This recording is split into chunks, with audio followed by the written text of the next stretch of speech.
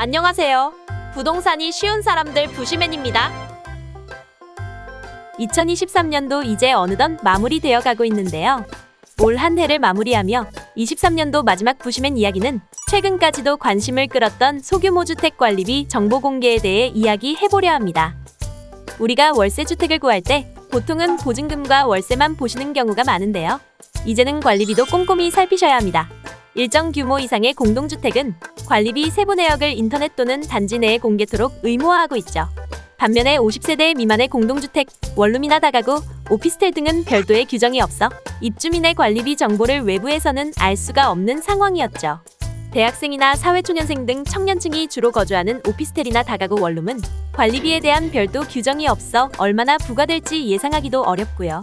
실제보다 과하게 나오거나 사용량을 증명할 서류가 없는 경우도 있고 공동계량기를 사용한 부분에 대해 정확히 산정이 이루어지지 않은 경우도 있었습니다. 정부가 이런 사례들을 개선하기 위해 중개대상물의 표시광고 명시사항 세무기준고시 개정안을 발표했는데요. 인터넷 등을 통해 알아보게 되는 월세 매물 광고부터 계약 과정에서 달라진 사항은 무엇이 있을까요? 우선 대상부터 살펴볼까요? 먼저 정액관리비가 10만 원 이상인 경우에만 해당되는데요. 정액관리비란 임대인이 정한 관리비로 매월 일정 금액을 고정적으로 부과하는 방식을 말합니다. 쉽게 말해 전기료, 난방비, 수도료, 인터넷 사용료 등을 포함해 매월 15만 원 이렇게 정액으로 부과된다면 정액관리비가 맞고요.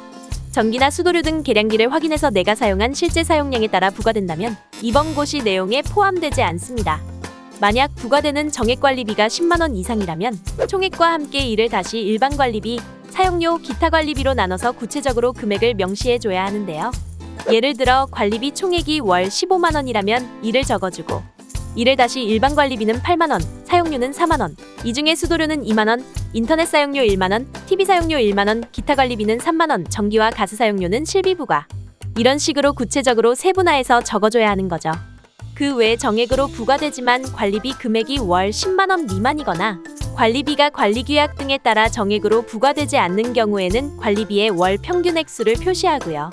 고시에 따른 비목이 포함된 경우에는 그 내용을 표시하여야 합니다.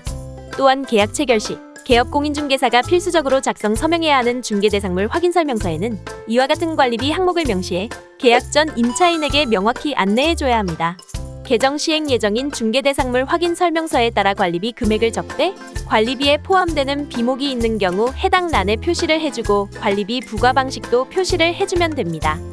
비목에는 일반 관리비, 전기료, 수도료, 가스 사용료, 난방비, 인터넷 사용료, TV 사용료 등이 있습니다.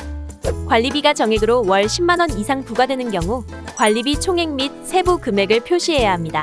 집주인이 관리비 세부 내역을 알려주지 않아 공인중개사가 관리비 세부 내역을 알 수 없는 경우도 있는데요.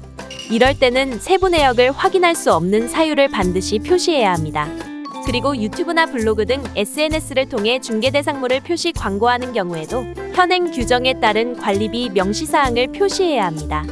지금까지 관리비 정보 공개 개정 내용에 대해 알아보았는데요.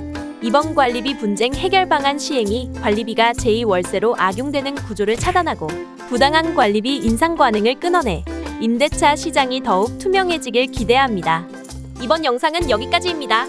다음에 더 좋은 주제로 찾아뵙겠습니다.